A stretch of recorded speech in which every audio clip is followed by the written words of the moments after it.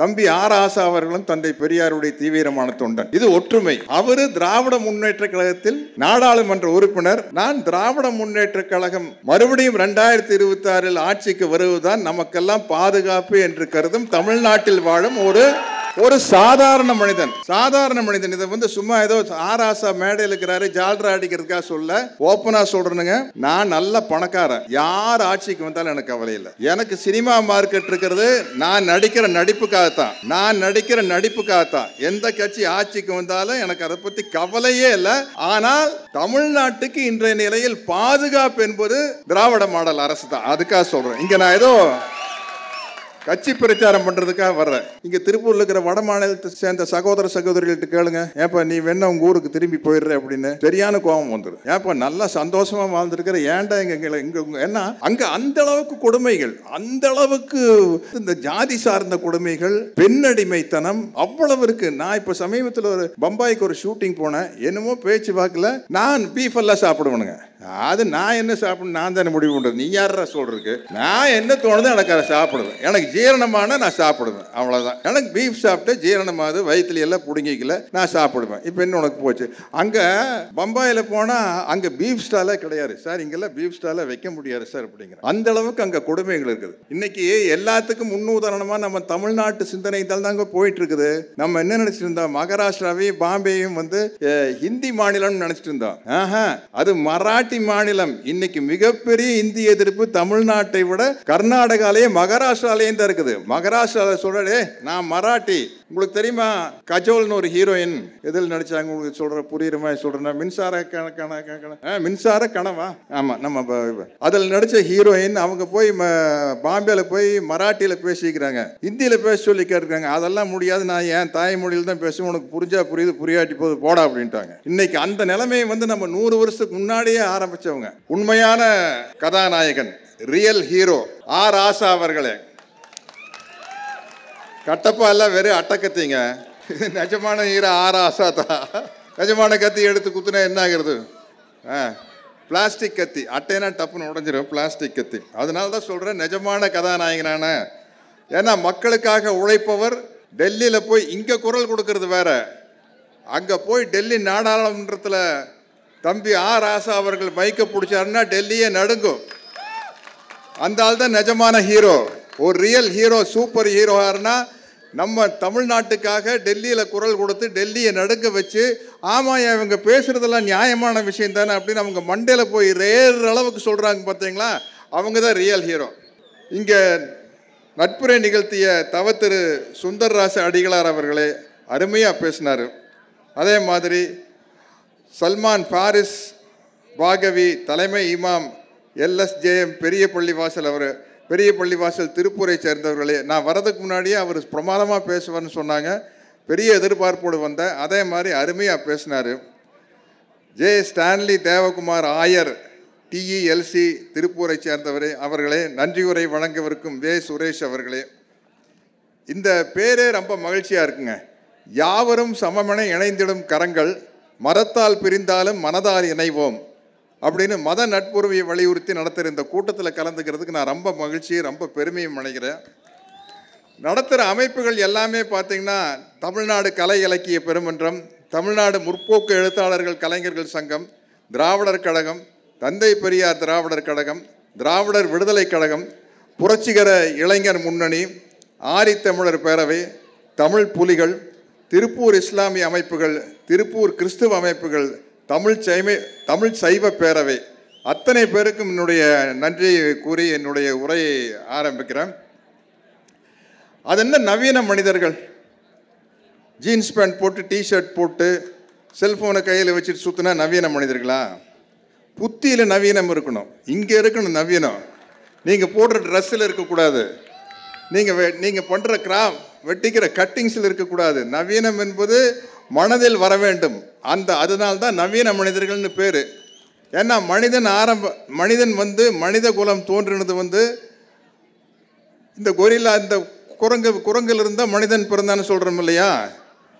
சில குரங்குகள் ஃபுல்லாக மனிதனாகாமல் பாதிலேயே நின்றுச்சு. அதுதான் இந்த மத பிரிவினையெல்லாம் ஏற்படுத்திக்கிட்டு இருக்குது. அந்த குரங்கு ஃபுல்லாக கடைசி வரைக்கும் மனுஷன் ஆகணும் இல்லை, ஆஃப் வேல் நின்றுச்சு. சில சமயத்தில் நம்ம தோசை சுடுறோம்னு வச்சுக்கலாம், சரியாக வேகாது, நம்மளும் கூட சில ஒரே மாவாக இருக்குது அப்படின்ட்டு. அந்த சரியாக வேகாமல் மாவாக இருக்கிறவன் தான் புத்தி கெட்டு போய் இந்த பிரிவினை உருவாக்கிட்டு இருக்கிறான். அதை புரிஞ்சுக்கணும். அதனால தான் நவீன மனிதர்கள் அப்படிங்கிறது வந்து பகுத்தறிவு சிந்தனையோடு விஞ்ஞான வளர்ச்சியை அனைத்து மனிதர்களுக்கும் சென்று அடையும் விதமாக சமூக சேவை செய்பவன் தான் உண்மையான நவீன மனிதன். அப்படிப்பட்ட நவீன மனிதன் தான் இந்த நவீன மனிதர்கள் அமைப்பை ஏற்படுத்தியவர்கள். அதனால தான் தோழர் பாரதி அவர்கள் அவ்வளவு சிறப்பாக பேச முடியுது, அவ்வளவு தெளிவாக பேச முடியுது. ஏன்னா நான் ஒரு காலத்தில் ஆசைப்பட்டேன், இவ்வளவு விஞ்ஞான வளர்ச்சி வந்ததுக்கப்புறம் உலகத்தில் நாடுகள் எதற்காக? உலகம் என்பது ஒரு நாடாக இருக்க முடியாதா? United States of America, Union of Europe, அது மாதிரி இந்திய ஒன்றியம். இந்திய ஒன்றியத்தில் தனித்தனி இனத்தை சேர்ந்தவர்கள் ஒரு இந்திய ஒன்றியமாக வாழும் பொழுது United States of the world, உலக ஒன்றியம் அப்படிங்கிற ஒரு அமைப்பை உருவாக்க முடியாதா? அப்படி ஏன் ஆகக்கூடாது அப்படின்னா, ப்ராக்டிக்கலி அது அவ்வளோ பாசிபிள் இல்லை. ஏன்னா ஆளுக்கு ஒரு கருத்து இருக்குது. ஒற்றை கருத்துடையவர்கள்கிட்டயே சின்ன சின்ன வித்தியாசம் இருக்குது. உதாரணத்துக்கு எடுத்துட்டிங்கன்னா, நானும் தந்தை பெரியாருடைய தீவிரமான தொண்டன், தம்பி ஆர் ஆசா அவர்களும் தந்தை பெரியாருடைய தீவிரமான தொண்டன். இது ஒற்றுமை.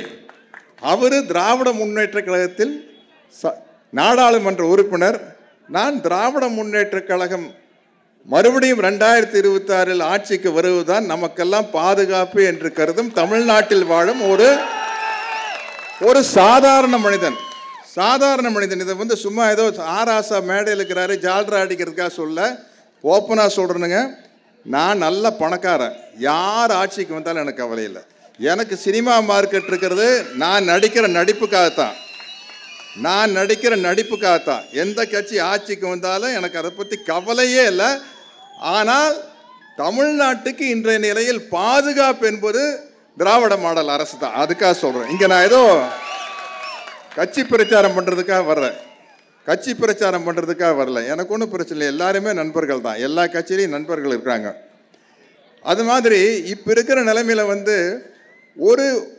ஒரு உலக ஒன்றியம் வாய்ப்பு இல்லை. யூனிட்டி இன் டைவர்சிட்டி, வேற்றுமையில் ஒற்றுமையின் தான் வாய்ப்பு.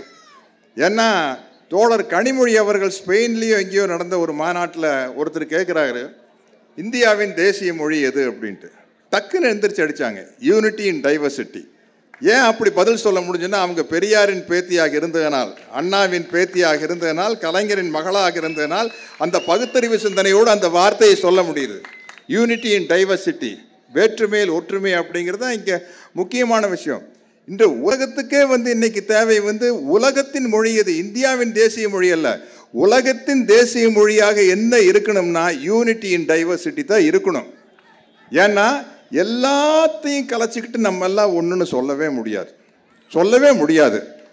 கண்டிப்பாக மத நம்பிக்கை உள்ளவர்கள், இந்து மத நம்பிக்கை உள்ளவர்கள், கிறிஸ்தவ மத நம்பிக்கை உள்ளவர்கள், இஸ்லாமிய மத நம்பிக்கை உள்ளவர்கள், எங்களை போன்ற கடவுள் நம்பிக்கை இல்லாதவர்கள் எல்லாருமே இருப்போம். நம்ம தோழர் பாரதி அவர்கள் சொன்ன மாதிரி 4வது ஒரு விஷயத்தை கண்டுபிடிச்சு அவர் சொன்னார், தீயிஸ்ட் கடவுள் நம்பிக்கை உள்ளவர்கள், ஏத்திஸ்ட் கடவுள் நம்பிக்கை இல்லாதவர்கள், அக்னாஸ்டிக் கடவுள் இருக்காரா இல்லையா தெரியல. ஜப்பான்காரர் ரொம்ப சுறுசுறுப்பாக இருக்கிறவங்க. அந்த காலத்தில் ஒன்று படித்தேன், அவசரமாக ஒரு ஜப்பான்கார வேலைக்கு போயிட்டு இருக்கிறான். அவன் வந்து இந்த கடமை தான் அவனுக்கு முக்கியம். ஒருத்தருக்கு ஜப்பான்கார வேகமாக போயிட்டுருக்கையில் போய் இங்கே வாப்பா போய், ஐயோ என்னையா சொல்லியே வேலைக்கு போயிட்டுருக்கேன், கடவுள் இருக்காரா இல்லையா தெரியாது போயா, இதுவாக முக்கியம், இப்போ நான் ஆஃபீஸுக்கு போயிட்டுருக்கிறேன் அப்படின்னு கிளம்பி போயிட்டான். அவன் தான் வந்து அக்னாஸ்டிக். இன்னொரு விஷயம் இன்னைக்கு தோழர் பாரதி சொன்னார், டான்டிஸ்ட். தோழர் அது என்ன தோழர் கரெக்டானது? டான்டிஸ்ட் அப்படிங்கிறது ஓஹோ நல்ல விஷயந்தான். அவர் சொன்னது வந்து இன்றைக்கி ஒரு புது விஷயமா இருக்குது. ஏன்னா நானும் கூட அப்படித்தான். இப்போது கடவுள் நம்பிக்கை இருக்கிறவங்களுக்கு இல்லாதவங்களுக்கு என்ன பிரச்சனை? ஒரு வித்தியாசம் இல்லைங்க. 2 பேரும் காலையில் எழுந்திரிக்கிறோம், கடவுள் நம்பிக்கை இருந்தாலும் இல்லைனாலும் காலையில் எழுந்திரிச்சு பல் வளர்க்குறோம். என்ன பல் வளர்க்குனா தான் நாத்தம் போகும். அப்புறம் குளிக்கிறோம், கடவுள் நம்பிக்கை இல்லாட்டி இருந்தாலும் குளிச்சா தான் உடம்புல இருக்கிற அழுக்கு போகும். அழுக்கு போனதுக்கப்புறம் ஒரு காஃபி சாப்பிட்றோம். கடவுள் நம்பிக்கை இருந்தால் இல்லாட்டி காஃபி சாப்பிட்டா தான் 2 பாத்ரூம் வரும் பல பேருக்கு, நான் உட்பட. கடவுள் நம்பிக்கை. அதுக்கப்புறம் வந்து பள்ளிக்கூடத்துக்கு போகிற பசங்க வந்து பள்ளிக்கூடத்துக்கு போய் படிக்கிறாங்க. ஏன்னா படித்தா தான் கடவுள் நம்பிக்கை வரும். கடவுள் நம்பிக்கை இருந்தாலும் இல்லாட்டி பள்ளிக்கூடத்தை போய் படிக்கிறாங்க. இவ்வளோதாங்க வித்தியாசம், வேறு ஒன்றுமே கிடையாது. நாங்கள் இப்போது உடம்பில் நல்ல மசில்ஸ் வரணும்னா எங்களை மாதிரி நாத்திகர்கள் நேராக ஜிம்முக்கு போவோம். கடவுள் நம்பிக்கை இருக்கிறவங்க அங்கே போய் ஒரு சலாம் போட்டு ஜிம்முக்கு போவாங்க. அவ்வளோதான். ஆண்டவா எப்படியாச்சும் பாடி டெவலப் பண்ணி விட ஆண்டவா அப்படின்னு. எங்களுக்கு தெரியும் எப்படியாச்சும் டெவலப் ஆகாது. அங்கே போய் எக்ஸசைஸ் பண்ணால் தான் டெவலப் ஆகாது. எப்படியாச்சும் எங்களை பரீட்சையில் பாஸ், அந்த எப்படியாதுங்கிற வார்த்தை எங்களுக்கு கிடையாது. இப்படித்தான் அப்படிங்கிறது எங்களுக்கு. அதை மேற்கொண்டு ஏதாவது சுனாமி வருது, இது வருது, அது வருதுன்னா நாங்கள் எப்போவுமே என்னை பொறுத்த வரைக்கும் ஒரு 3 வார்த்தையில் தான் நான் வாழ்கிறேன். எப்படி பேரறிஞர் அண்ணா அவர்கள் கடமை கண்ணியம் கட்டுப்பாடுன்னு சொன்னாரோ அது மாதிரி நான் வாழ்கிறது 3 வார்த்தையில் தான். If, maybe, suppose. ஒருவேளை இப்பொழுது மழை வந்தாலும் வரலாம், வராமட்டியும் போகலாம். ஆனால் இதுதான் எங்களுடைய நிலை. மேபி மழை வரலாம், மழை வந்தாலும் வரும், வராமலும் இருக்கும். ஆனால் கடவுள் நம்பிக்கையுள்ளவர்கள் ஐயோ இந்த மீட்டிங் நல்லபடியாக நடக்கணும், மழை வரக்கூடாது சாமி ஆண்டவா அப்படின்னு கும்பிடுவாங்க. எங்களை பொறுத்த வரைக்கும் கும்பிட மாட்டோம். வரலாம், வராமலும் போகலாம். வந்தால் பார்த்துக்குவோம், வந்தால் கொடையை பிடிப்போம், கொடை இருந்தால் கொடை பிடிப்போம், இல்லாட்டி நனைஞ்சிட்டே இருப்போம். நான் நனைஞ்சாலும் பரவாயில்ல, செல்ஃபோன் மட்டும் நனையாமல் பார்த்துக்கணும். என்ன அது போச்சுன்னா கதை முடியும். ஏன்னா அதில் தான் நாளைக்கு ஊருக்கு போகிற ஃப்ளைட் டிக்கெட்லேருந்து அத்தனை இருக்குது. ஏன்னா இன்றைக்கி விஞ்ஞான வளர்ச்சியை நல்லபடியாக பயன்படுத்தி வாழ்ந்தால் தான் நல்லதை ஒழிய இந்த மதங்களுக்குள் சண்டையை மூட்டி விட்டு வளர்கிறது என்றைக்குமே நல்லதில்லை. இப்போ நான் தோழர் பாரதி பேசும்போது தான் கேள்விப்பட்டேன், இங்கே சர்ச்சு மசூதியும் கட்டுறதுக்கு இடம் கொடுக்க மாட்டேங்கிறாங்க அப்படின்ட்டு. யோசிச்சு பாருங்கள், அமெரிக்காலேயோ லண்டன்லேயோ கல்ஃப் கண்ட்ரீஸ்லேயோ எல்லா வெங்கடாச்சலபதி கோயில் கட்டுறதுக்கெல்லாம் இடம் கொடுக்குறாங்கல்ல, இல்லையா? அப்போ அதே பெருந்தன்மை நம்மளுக்கு இருக்கணும்ல. அவங்க அத்தனை பேர் யார்? இங்கே இருக்கிற ஃபாதர் அவருடைய நேட்டிவ் என்ன வேட்டிங்கன்னா போப்பாண்டவர் ஒரு சொந்தக்காரரா? நம்மூர்காரர், நம்மூர் தமிழர், அவ்வளோதான். அவர் ஒரு மரத்தை நம்புகிறார், அந்த மரத்திற்கு ஒரு தலைமை பொறுப்பில் இருக்கிறார். அதே மாதிரி அடிகளார் அவர்கள் அவர் ஒரு மரத்தை நம்புகிறார், அதுக்கு தலைமை பொறுப்பில் இருக்கிறார். தோழர் இஸ்லாமிய சகோதரர் அவர்கள் ஒரு மரத்தை நம்புகிறார், அதுக்கு தலைமை பொறுப்பில் இருக்கிறார். அவ்வளோதான். இதுக்கு மேலே ஏன்னா நீங்கள் இன்றைக்கி வளர்ந்து வர நவீன உலகத்தில் நீங்கள் ஒரு சண்டையை மூட்டி விட்டீங்கன்னு வச்சுக்கங்களேன். அது அந்த காலத்தில் ஆயுதங்கள் கண்டுபிடிக்க முன்னாடி 2 மனுஷனும் மல்யுத்தம் போட்டுக்குவான், ஒருத்தன் அடிச்சுக்குவான், குத்துக்குவான். அதுக்கப்புறம் காலகட்டத்தில் கற்களை கண்டுபிடிச்சா கல் எடுத்து அடிச்சுக்குவான். அதுக்கப்புறம் மனுஷனுக்கு தகராறு வந்துச்சுன்னா அருவாள் எடுத்து வெட்டிக்குவான், ஈட்டியில் குத்திக்குவான். இப்போவும் வெட்டுறாங்க ஆணவ கொலைங்கிற பேரில். அது ரொம்ப அதான் மனுஷன் சரியாக ஃபுல்லாக மனுஷன் ஆகலை. அந்த கொரில்லா குரங்கு பாதியிலேயே நின்றுச்சு, வேறு ஒன்றும் இல்லை. அதனால தான் போய் வெட்டிகிட்டு இருக்கிறேன். அப்போது இந்த மத நல்லிணக்கம் அப்படிங்கிறது தான் முக்கியம். இன்றைக்கி ஒரு தகராறை நீங்கள் உள்ளுக்குள்ளே மூட்டி விட்டுட்டிங்கன்னா இன்றைக்கி பலவிதமான பிரச்சனை இருக்குது. பலவிதமான பாம் கண்டுபிடிச்சிக்கிறான். உட்கார்ந்த இடத்துல பட்டனை தட்டினா வேறு இடத்துல போய் ஒரு பாம் விழுந்துடும். அதைத்தானே இந்த ஒரு ஈவு இரக்கமற்ற ஒரு இந்த குரங்கை விட மோசமாக இருக்கிற அந்த இஸ்ரேல் பாலஸ்தீனத்துக்கு மேலே நடத்திட்டு இருக்கிற கொடுமைகள் என்ன? அது இதுதான். அந்த குழந்தைகள் மேலே குண்டு போடுறான் அப்படின்னா எந்த விதமான அவனை என்னென்னு சொல்ல முடியும்? அதுக்காக நேற்று சென்னையிலையும் கூட நேற்று ஒரு பெரிய கண்டன கூட்டம் நடத்தணும். இந்த மாதிரி இன்றைக்கி யூனிட்டி இன் டைவர்சிட்டி, வேற்றுமையில் ஒற்றுமை அப்படிங்கிறது தான் நம்மளுக்கு ரொம்ப முக்கியம். ஏன்னா நாங்கள் உண்மையிலேயே நான் பள்ளிக்கூடத்தில் படிக்கிற காலத்துலேங்க இந்த மாதிரி பிரச்சனையெல்லாம் எதுவுமே இல்லை. நான் இப்போ ஸ்கூலில் படிக்கிறப்ப நான் எல்லாம் கோயிலுக்கு போயிட்டு இருந்தால் தான், நான் சாமி கும்பிட்டு இருந்தால் தான். அது எங்கள் அம்மா மருதமலை கூப்பிட்டு போவாங்க.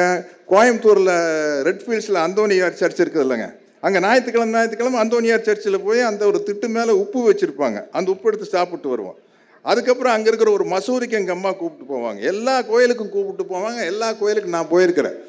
அதுக்கப்புறம் ஒரு காலத்தில் ஐயா தந்தை பெரியாருடைய புத்தகத்தை படித்ததுக்கப்புறம் கடவுள் என்பது ஒரு கற்பனை கருத்தியல், மனிதனுடைய அச்சத்தினாலும் அறியாமையினாலும் ஆசையினாலும் வந்தது தான் கடவுள் நம்பிக்கை. ஏன்னா ஒரு மனுஷனுக்கு ஆசை வந்தால் ஐயையோ இந்த ஆசை நிறைவேறாமல் போய்விடுமோ அப்படிங்கிற அச்சம் வரும். அச்சம் வந்தாச்சுன்னா அச்சம் வந்தாச்சுன்னா அறியாமை முதல் அவன் பித்து பிடிச்ச மாதிரி ஆயிடுவான். எப்படியாச்சும் நம்மளுக்கு ஏதாச்சும் வந்துருச்சுன்னா என்ன பண்ணுறது அப்படின்னு சொல்லிட்டு கடவுளையை ஒரு மனிதன் உருவாக்குறான். அவ்வளோதான். மனிதன் தான் கடவுளை படைத்தான் அப்படிங்கிறது எங்களுடைய நம்பிக்கை. ஆனால் இங்கே இருக்கிற மத தலைவர்களையும் நாங்கள் பெரிய அளவில் மதிக்கிறோம், அவங்கள வணங்குகிறோம். ஏன்னா அவங்க சமூகத்துக்கு செய்கிற சேவைக்காக நாங்கள் சல்யூட் அடிக்கிறோம். அதனால தான் தந்தை பெரியார் அவர்கள் குன்றக்குடி அடிகளார் வந்து சாமி வாங்க சாமி வாங்கன்னு பெரியார் நெத்தியில் குன்றக்குடி அடிகளார் அவர்கள் விபூதி வச்சு வாங்கிக்குவார். விபூதி எடுத்துகிட்டு வராட்டி கேட்பார், எங்கெங்க நீங்கள் விபூதி வரலைங்க அப்படிம்பார். அது மாதிரி திருவிக்கா அவர்கள் வந்து ஈரோட்டில் தந்தை பெரியார் அவர்கள் வீட்டில் தங்கினப்போ, எப்பா நம்மளுக்கு சாமி நம்பிக்கை இல்லாதவன், திருவிக்கா வந்து கடவுள் நம்பிக்கை உள்ளவர், அதனால் காலையில் வந்து அவருக்கு விபூதியோ குங்குமம் இந்த பூஜை செய்கிறதுக்கான எல்லா சாமானும் ரெடி பண்ணிங்க அப்படின்னு சொல்லி அங்கே பக்கத்தில் போய் ஒரு ஆற்றுல குளிச்சுட்டு வருவார். குளிச்சுட்டு வந்தோன்னா அவர் உடம்புல அந்த விபூதி எடுத்துகிட்டு பூசிக்குவார். அவர் வந்தையில் திருவிக்கா தானே, ஏதாவது தப்பாக சொல்கிறேன்னு நம்ம தெரியல, தம்பி ஆர் ஆசா அவர்கள் தெளிவாக சொல்லிடுவாங்க. நம்மளுக்கு ஆள் கணக்கு இல்லை, மேட்ரு தான் கணக்கு அங்கே இல்லை. அதுதான் எனக்கு முக்கியம். அவர் ஆற்றுலேருந்து குளிச்சுட்டு வரையில் ஐயா பெரியார் வந்து கையில் விபூதி வச்சுட்டு நின்றுருப்பாராம்மா. அதுதான் நல்லிணக்கம், அதுதான் ஒற்றுமை. அதுதான் மதத்தால் பிரிந்தாலும் கொள்கையால் பிரிந்தாலும் எந்த காரணத்தின் அடிப்படையில் பிறந்தாலும், இப்போ பாலினத்தின் அடிப்படையில் பிறந்தாலும் கூட ஒன்றாய் இணைய வேண்டும். இன்றைய விஞ்ஞான யுகத்தில் எல்லாம் அப்படி ஒன்றாய் இணைஞ்சாதான் எல்லாருடைய முன்னேற்றம் மட்டும் மிக சிறப்பாக இருக்கும். அப்படிங்கிறது தான் இன்றைக்கி இந்த கூட்டத்தினுடைய முக்கியமான குறிக்கோள். அதுவும் குறிப்பாக திருப்பூர் வந்து எவ்வளவு டெவலப் ஆகிருக்குதுங்க. இன்றைக்கி ஏதோ அமெரிக்காக்கார் ஒரு ஆப் வச்சுட்டான் போல் இருக்குது. இல்லாட்டி திருப்பூரினுடைய வளர்ச்சி என்ன? அதனால தான் வட மாநிலத்தை சேர்ந்தவர்கள் வந்து ஏன் திருப்பூருக்கு வராங்க? திருப்பூர் வந்து அவனுக்கு வந்து அமெரிக்கா மாதிரி, அதனால தான் இங்கே வர்றாங்க. அந்த அளவுக்கு தமிழ்நாடு செழிப்பாக இருக்குது. அந்த தமிழ்நாடு செழிப்பாக இருக்கிறதுக்கு காரணம் இந்த பகுத்தறிவு சிந்தனையோடு கூடி அந்த 100 வருஷத்து புரட்சிகரமான போராட்டங்கள் தான். தந்தை பெரியார் ஆரம்பித்து வச்ச ஜஸ்டிஸ் கட்சி ஆரம்பித்து வச்ச காலத்திலேருந்து இன்றைக்கி நம்ம தமிழ்நாடு முதலமைச்சர் ஸ்டாலின் அவர்கள் வரைக்கும் அந்த அந்த சமூக ஒற்றுமையை கட்டி காக்கிறதுனால தான். நீங்கள் யாராச்சும் நம்ம இங்கே திருப்பூரில் இருக்கிற வட மாநிலத்தை சேர்ந்த சகோதர சகோதரிகள்கிட்ட கேளுங்க, ஏப்பா நீ வேணா உங்கள் ஊருக்கு திரும்பி போயிடுற அப்படின்னு சரியான கோபம் வந்துடும். ஏப்பா நல்லா சந்தோஷமாக வாழ்ந்துருக்கிற, ஏன்டா இங்கே ஏன்னா அங்கே அந்தளவுக்கு கொடுமைகள்,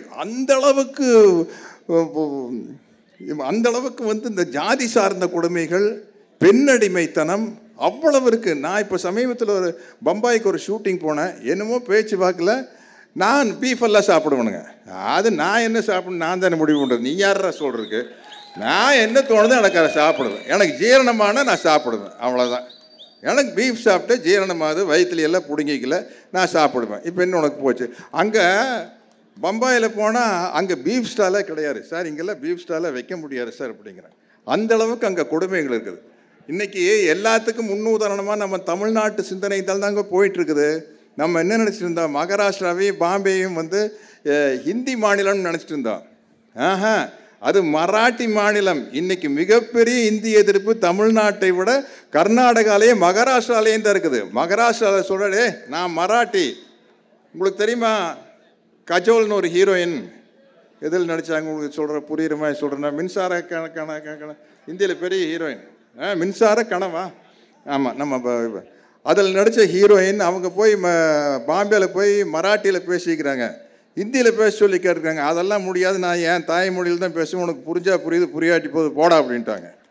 இன்றைக்கி அந்த நிலைமையை வந்து நம்ம 100 வருஷத்துக்கு முன்னாடியே ஆரம்பித்தவங்க. இப்படிப்பட்ட ஒரு அழகான அன்பான தமிழ்நாடு, உலகத்திற்கே முன்மாதிரியாகி இருக்கும் தமிழ்நாட்டு சிந்தனைகள் இன்னும் வளர்ச்சி வேணும்னு ஆசைப்படுறவங்க இருக்கிறேன், நானும் ஆசைப்படுறேன். அந்த சிந்தனையும் உள்ள இந்த தமிழ்நாடு சீர்குலையாமல் இருக்கணும்னா இந்த தலைப்பு தான் முக்கியம். மதத்தால் பிரிந்தாலும் மனதால் இணைவோம், மனிதம் வளர்ப்போம், மனித சமூகத்தை எங்கேயோ கொண்டு செல்வோம் என்று கூறி விடைபெறுகிறேன். நன்றி, வணக்கம். நன்றி. ஒரு அற்புதமான மக்கள் ஒற்றுமையை, மத நல்லிணக்கத்தை வலியுறுத்தி உரையாற்றி அமர்ந்திருக்கிற திரைக்கலைஞர் மரியாதைக்குரிய திரு சத்யராஜ் அவர்களுக்கு நன்றி.